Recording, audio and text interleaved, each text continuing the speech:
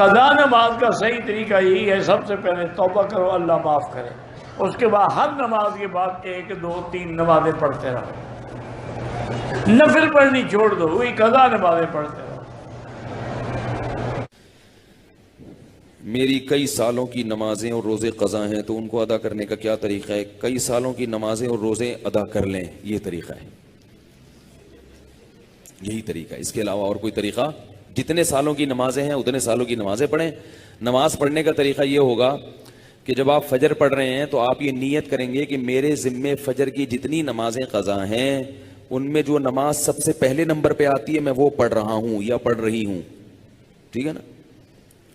تو وہ آپ یہ نیت کریں۔ ظہر جب پڑھیں تو آپ کے میرے ذمے ظہر کی جتنی نمازیں قضا ہیں ان میں جو سب سے پہلی نماز ہے میں وہ پڑھ رہا ہوں۔ جب بھی نیت ہوگی تو یہی ہوگی۔ جب آپ دوبارہ فجر پڑھیں گے پھر آپ یہی نیت کریں گے میرے ذمے فجر کی جتنی نمازیں ہیں ان میں سب سے پہلی نماز، کیونکہ وہ جو آپ نے پڑھ لی ہے نا وہ تو ذمے میں رہی نہیں ہے، نہیں یاری نا، وہ تو ذمے میں رہی نہیں ہے، تو وہ خود بخود دوسری نماز پہلے نمبر پہ آ جائے گی ان نمازوں میں جو آپ کے ذمے میں ہیں، سمجھ رہے ہو؟ اسی طرح آپ ایک ڈائری میں نوٹ کر لیں کہ کتنے سال کی نمازیں، اندازہ ہی ہوگا، یقین تو نہیں ہو سکتا، کتنی سال کی فجر ہے۔ بعض لوگ فجر کم پڑھتے ہیں ظہر زیادہ پڑھتے ہیں تو وہ ظہر کم رکھیں فجر زیادہ رکھیں، ٹھیک ہے نا؟ تو جمعے کتنے آئے ہیں یہ سارا حساب کر کے ایک اندازہ ہی ہوگا، اس کا یقین نہیں ہو سکتا، تو اندازے سے کر لیں اور جتنی جتنی نمازیں پڑھتے جائیں ڈائری میں سے وہ کاٹتے جائیں۔ بعض لوگ ڈائری کا نظام نہیں رکھتے، حافظے پر اعتماد کرتے ہیں، وہ ساری زندگی کنفیوز رہتے ہیں، پڑھتے رہتے ہیں، ان کو یہ نہیں پتہ چلتا کہ ہوئی ہے کہ نہیں ہوئی ہے۔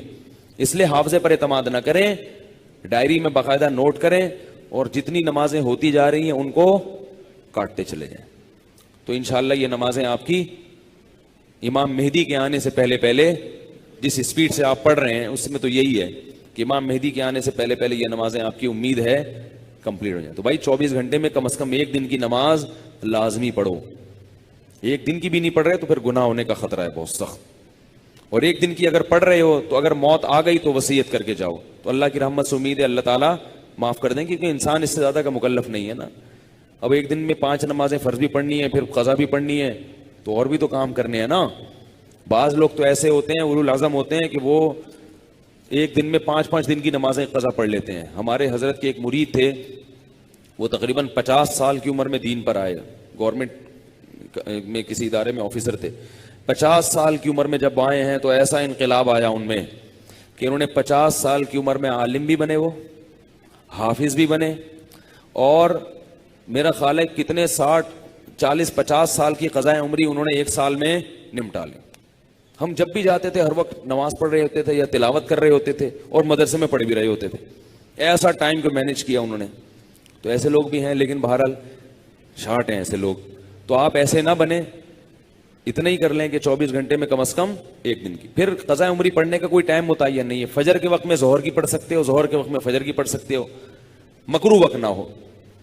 مکروہ وقت جو سورج نکلتے ہوئے، زوال کے وقت اور سورج غروب ہوتے ہوئے، فجر کے بعد بھی پڑھ سکتے ہیں، عصر کے بعد بھی پڑھ سکتے ہیں قضا، فجر اور عصر کے بعد نوافل تو نہیں پڑھ سکتے مگر قضاء عمری پڑھ سکتے ہو۔ وتر بھی پڑھنے پڑیں گے، احناف کے ہاں وتر کی نماز کیا ہے؟